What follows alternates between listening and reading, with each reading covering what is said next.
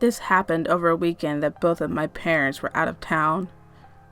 My cousin was getting married, so my parents had left that Friday night and would return Sunday morning, making it the perfect Saturday night for my brother to invite over his friend. For some backstory, it's important for you to know that my brother, Evan, was the black sheep of our family. We as a unit were very Christian people who attended church every Sunday and prayed over every meal. And while my brother participated in these same religious rituals as the rest of us, we all knew there was just something different about him. You see, he was the kid that you'd see in the hallways at school, wearing all the emo gear and chatting about their new My Chemical Romance album. Most people couldn't guess I was his sister, as my pinks and bright blues just didn't match his dreary black attire. Anyway, the night that my parents left for my cousin's wedding was the first time I had ever heard of a Ouija board. I was only 14, and Evan was 16 going on 17. After he had made me dinner, he had instructed me not to go into his room. I didn't question it, as I never wanted to go into that dirty hellhole anyway, but I'll admit his room made me curious. I recall on some nights that I would walk past it and I swear I could hear him talking to someone. I always assumed he was on the phone, but then it started happening super late at night. I'm talking 1 or 2 a.m. I'd get up to get a glass of water or use the restroom and my brother would just be in his room chatting away. But since the door was closed, I never knew to whom he was speaking. I was just about to go to bed when I walked past his room. It just so happened to be on the rare occasion that the door was open. When I looked in, I saw some pretty odd things. He had several candles lit around his room and the curtain was shut. Everything had been shoved against the walls, minus his bed and TV stand, and in the center of his room was something that looked like a board game. I got interested and stuck my head in. It smelled like a weird mixture of sweat socks and lavender. I noticed he had some incense next to the board and what looked like to be a black cross and a large book. That's when Evan came back down the hallway. He grabbed me by the back of my shirt and tugged me out of his room. I asked him what game he was playing and if I could play with him. That's when he told me it was something called a Ouija board. Then he called me a twerp under his breath before slamming the door in my face. I knocked on it, but he just continued to yell at me to go to bed, so that's exactly what I did. I stayed up to read a book for about an hour before I fell asleep. A few hours later, though, I woke up needing to go to the bathroom. When I was returning down the hall, I noticed the floor next to Evan's room was bitterly cold against my bare feet. I stopped at his door and could feel a cold air coming from underneath it. "Evan?" I called. He didn't answer. I figured he was probably just asleep and went back to bed as to not disturb him. I couldn't immediately fall back asleep, so I lay in bed for a bit, waiting for sleep to come to me. That's when I felt it. It was subtle at first, but then it only intensified, but I swear I could feel my bed vibrating. I sat up and could still feel it. I put my feet on the floor and realized that was shaking a bit as well. I got scared and thought it was an earthquake of something. But just as soon as it came, it had stopped. I paused for a moment and got back into bed. Then, against the wall that divided mine and Eva's bedrooms, I heard a soft thud, almost like someone throwing a book at the wall. I sat up and stared at the wall. Then there was another thud, and another. I began to get worried about Evan. I got out of my bed and ran to his door and began knocking on it, noticing that the floor underneath his door felt colder than before. "Evan," I called. He didn't answer. Then I heard another thud and some shuffling against the floor. I knocked on the door again and continued calling his name. "Evan!" "Go away." I sat back for a minute, noticing how deep the voice was and how hostile it was. Evan, for a teenage boy, had a fairly higher pitched voice, even for a guy, but this one was deep, really deep, and sinister. I stepped back even further. Okay, let me know if you need anything. I went back to bed, but the thuds and scraping continued for what seemed like another hour. And I must have fallen asleep though, because the next thing I knew, the sun was out. It was morning. I left my room to get a bowl of cereal, but first I stopped at my brother's door to make sure he was okay. I knocked and called his name, but he didn't answer. I heard a shuffling coming from down the stairs. I went down them and into the kitchen where I found my brother. He was eating a bowl of cereal himself, but something about him just seemed off. My brother never ate breakfast, ever. And he seemed almost distraught. He had dark circles under his eyes, and he was shaking. I asked him if he was okay, but he didn't answer me. Instead, he put his bowl of cereal in the sink. But I noticed as he bent over to wash out the bowl that right underneath his shirt, where it had lifted up from him bending over, were 3 scratches. I don't know how long they were, but I do know they were at least halfway down his back. I asked him if he was okay and where it came from. He told me to shut the hell up and went back to his room. I told my parents what I saw when they got home that night, and Evan just said he didn't know where it came from. Now, I don't know what happened in the room that night. After all, it happened about 10 years ago, but I know one thing's for sure. I'm never messing with a Ouija board.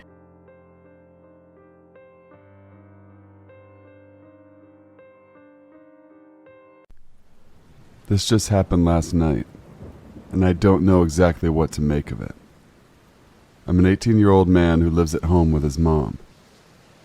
I know that sounds lame, but I love living with my mom.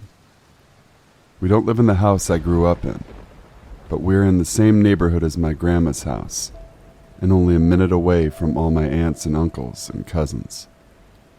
It's always been nice and a happy area for me, because I grew up from around here. To say it plainly, I love this place and I feel comfortable almost everywhere in the city. Nothing bad has happened to me or any of my family members while we lived in this town. It's close to the Gulf of Mexico, and it's full of chemical plants and thus workers from chemical plants and their families. Most people mind their own business and have a lot of respect for hard work and integrity. But there are some crazies, I guess. There was a body found in a storage unit not too terribly long ago. It was a woman who was murdered by her husband. He wasn't charged because he committed suicide or had in some other way since passed. A man who used to work at the same power plant I work at now was arrested for killing a woman with his car and fleeing the scene. The point being, shit goes bad sometimes here, but most of the time, it's all good. That's why I think this event is still a little shocking to me. It was a typical Thursday. I woke up at 7, went to work and got off at 4. I went home and did all the normal stuff I do. I took a shower, played some video games, smoked a little weed and ate dinner. Pretty good evening so far. My mom's friend April came over and stayed for a couple of hours. She lives a block away and walked but didn't want to walk alone in the dark on her way home. My mom told me at about 9 p.m. she was walking April back to her house, and that it would only take a second. I said, "All right, see you soon," and they left. No more than a minute later, I thought I heard tapping on my window, but it was so light and inconsistent that I still don't know if anyone was actually tapping. I still felt a little paranoid, and so I turned on my music to distract myself. I turned it down a minute or two later when I thought I heard my back door open. It's very loud because of 1, how old it is, and 2, how we always keep the spare key in the lock, which jangles every time it's opened. I turned my music off and didn't make another noise for a minute. I didn't hear anything. I know someone opened it. I know someone was inside my house. I could feel it. But I didn't hear footsteps or a voice or anything. It was silent. I was kind of scared, but I quickly told myself to grab the knife I keep in my desk drawer. I did so, and felt a little dumb because I figured I was just being paranoid. Better safe than sorry, I guess. Once again, it was silent for a while.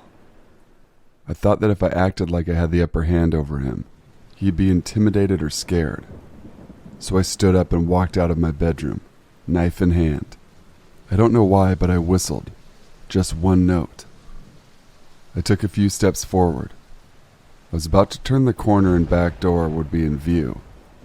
I stopped again and whistled once more, still thinking I was big and tough.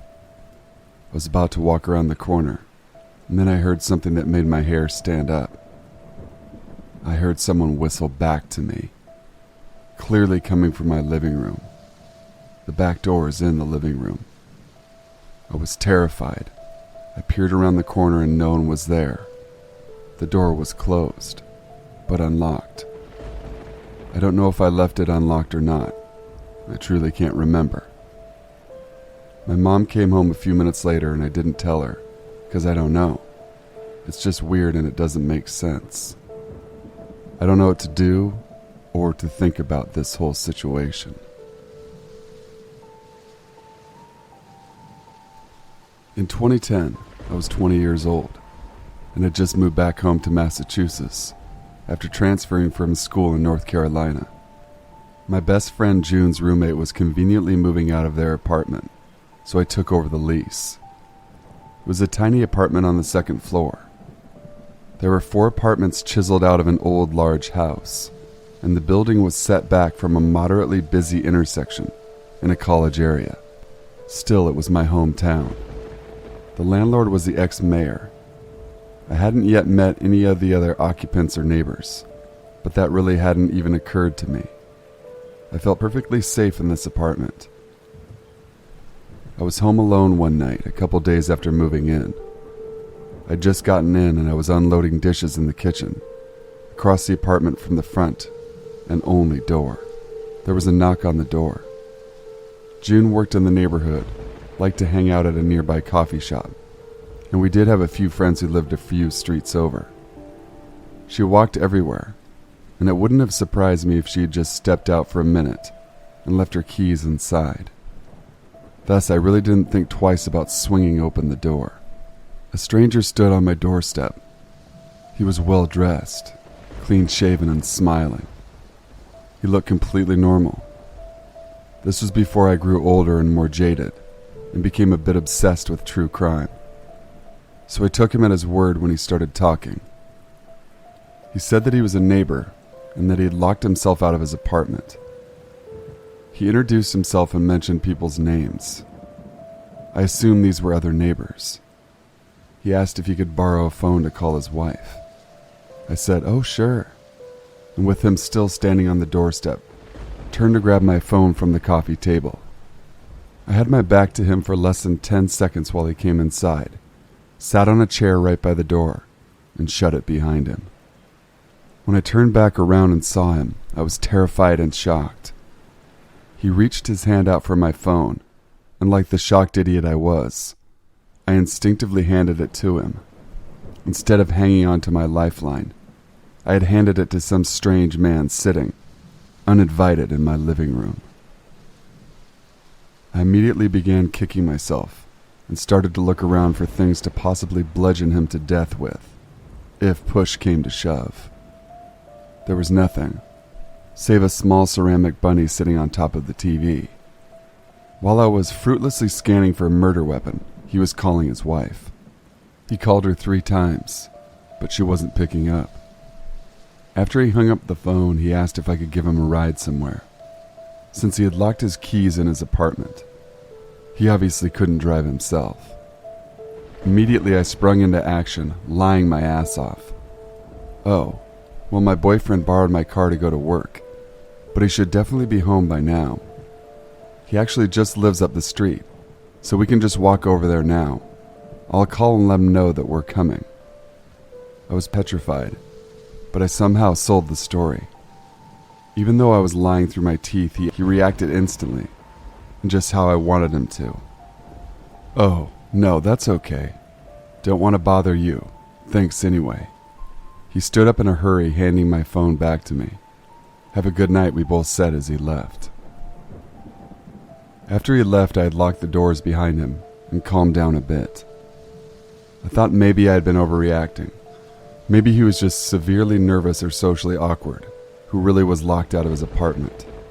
Maybe I was being too harsh in my assessment of him as a would-be murderer, but I couldn't let it go. This nagging feeling that something hadn't been right, that I really had been in danger. I wanted to know for sure, so I decided to redial his wife's number. Instead of a voicemail, there was an error message stating that the number didn't exist. He hadn't been calling anyone. I never saw him again, but he obviously wasn't a neighbor. Let's not meet, stranger in my apartment.